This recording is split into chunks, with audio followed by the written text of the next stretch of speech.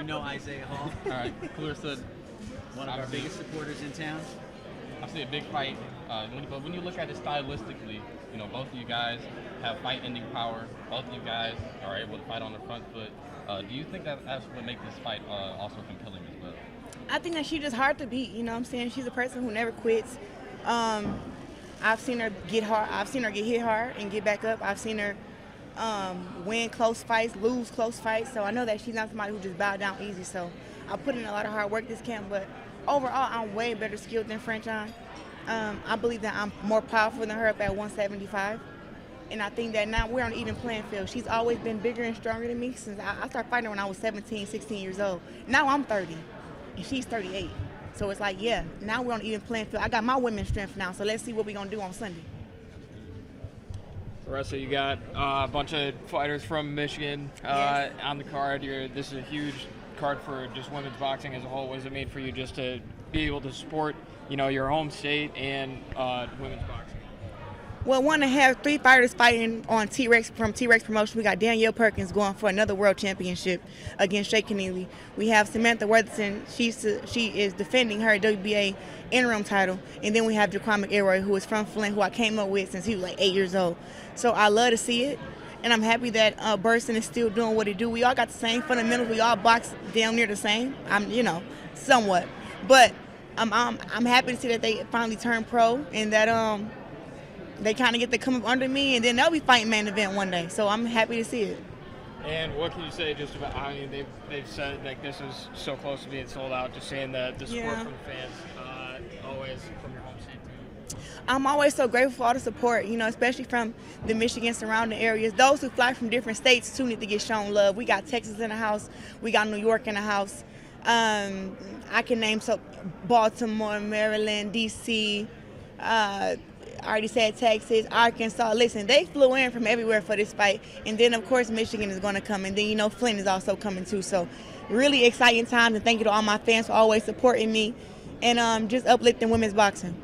And I know when we talked before, you talked about, your training camps. You're kind of training against yourself in a sense. Mm-hmm. Is there anything that you've changed about it, or has it kind of been the same as you prepare for Franchon? No.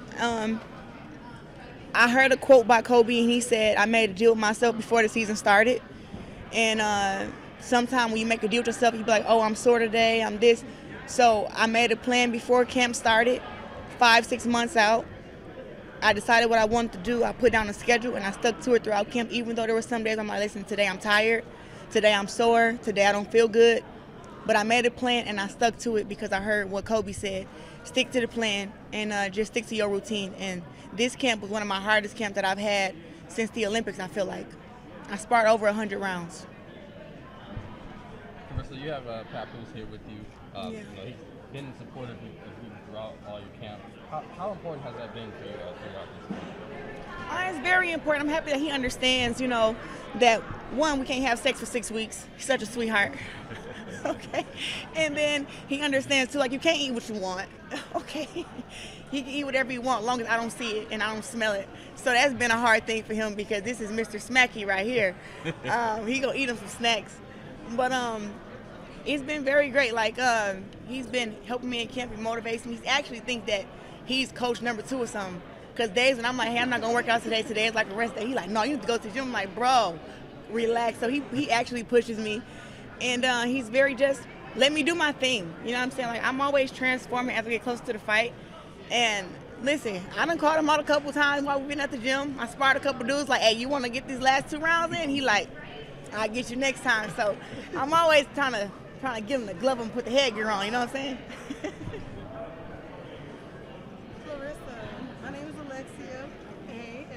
It's a pleasure to meet you. I'm a big fan, but on top of that, I want to know, is this going to be another statement to prove that you are the GWOAT? I mean, there's really nothing left to prove, but... I think that no matter what happens ever in my life, that I'll always be the GWOAT. Mm-hmm. I think that for me, all my fights are statements. If a girl can beat me in a fight, her whole life changes. Now she's the best. She's number 1. She's the one that everybody wants to see. She gets my stardom almost. So it's like, for me, I have to go in there and defend, what's mine, defend my legacy, and show my skills. That's really what it's about. I'm not about, I want to show that I can really box. Like, I'm on a Shakur and Terrence Crawford type level when they like come to boxing. Canelo and them, Sugar Ray Leonard and them. So I want to show that inside the ring, and being able to drop Franchon, knock out Franchon, dominate Franchon is going to be a statement in itself, because her only losses is one that was a majority split decision between Savannah Marshall, and then her other loss was to me in our professional debuts, which was unanimous. But you don't beat Franchon easy. Nobody has ever beat her unanimously except me. So if I can drop her, knock her out, dominate her, I've already done my job. Love it. Claressa, can you talk about how Gleason's gym played a role in women becoming champions by inviting them into the boxing sport first? When was that? When did 84? 1984 or 1884? I know she's at Gleason's gym. I make sure you heard that. So I'm gonna tell you what, you know that I'm from Flint, Michigan, so I'm not from New York, but all my girls from Gleason's has always gave me boxing women's history, and always shown me the girls that came before me. And some that I know of is Melissa Saintville, Ronica Jeffries. Them is my OGs, so I came up under them. Melissa Hernandez, those type of girls. So I don't know about 1984, but I know that Gleason has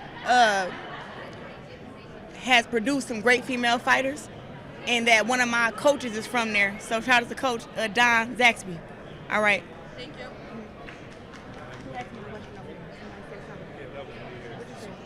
I just wanted to know, you still recording? Hey, Don, you're ugly, bro. Yeah. Well, I've been saying since I turned pro that any professional boxing match that I have, I want to have women on the undercard. If it's women that I'm getting ready to fight against next, or if it's girls who just deserve an opportunity, I've always been big on that. Way before MVP and them came around, I've always been doing that. I feel like it uplifts the sport because, one, we can't fight against ourselves. We have to have a dance partner.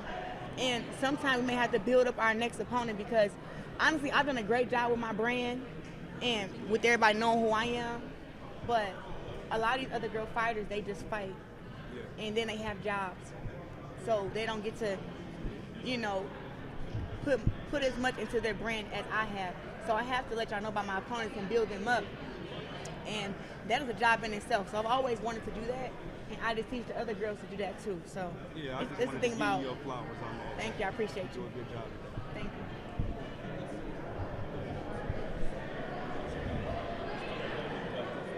Slide back out. I would tell that young child not to be afraid to be different. Do it your way, train hard, don't smoke, don't drink, and don't fold to peer pressure, and graduate high school. That'd be my advice. Thank you. Claressa, you and Franchon have traded words on social media. You've gone back and forth. Do you think her energy is different when she's face to face Yes. with you as opposed to? Yeah, absolutely. Why isn't it? As it should be. Because I'm not for none of them games. Listen, man, I love Franchon, okay? That is somebody who I came up, met her when I was 15. We fought when I was 17 years old. I took her #1 spot. Like, listen, she's bomb.com to me, right? But when it comes to fighting and boxing, I've always been better. But when it comes to the disrespect, you know what I'm saying? Listen, keep it online.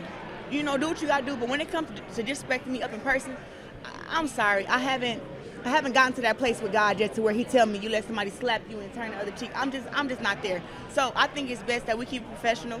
She don't do nothing to me. I don't do nothing to her.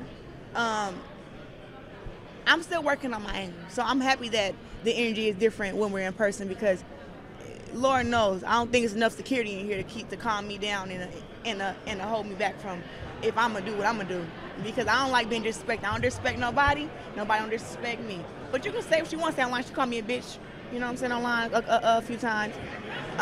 She said a couple things, but in person, like I said, it's respect. We've been knowing each other for over 14, 16 years, so I think it should stay that way, and this is with any other girl fighter. As long as girls respect me, I'm gonna respect them. But if they want smoke with me, I'm gonna have smoke with them, and that goes for anybody. Last question, guys. I guess because of the history and because of the disrespect that you're talking about, does getting a win on Sunday, would that mean a little bit more to you because of all that, or are they all the same for you? Every win is so important. This win is so important because this is my first fight with win records, and Sleater Promotions together. This fight is really big. This is the first fight of my $8 million deal. Like, why did Claressa Shields get signed to $8 million? What's so special about her? Right? Nah, yeah, we came with the hair and the fur and you wear a size small in a bodysuit and everything. But what is so special about her to where she gets paid a $3 million signing bonus? That's never happened in boxing history, not even on the men's side. So I want to show why that happened. So how can I show why that happened? I have to show you skill, power, poise, punch placement, body shots, head shots, knockdown, and I may even have to give you a knockout. But I can tell you what, nobody has worked harder than I worked the last 5 months. Nobody in boxing. So you're going to see it. I'm already on weight. I haven't been in a small bodysuit since I was 17 years old. I'm 30. This bodysuit right here is a small. I'm telling you, I worked hard this camp, and you're going to see it. You're going to see it. The last fight I fought, both my shoulders tore. My shoulders are not tore.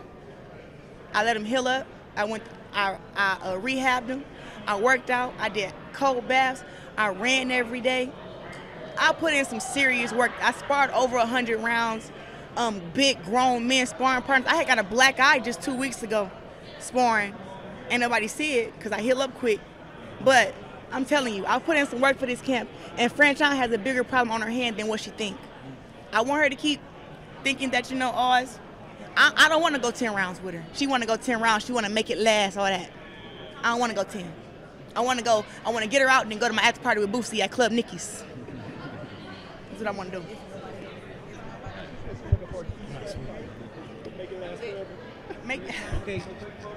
Best version of Claressa Shields.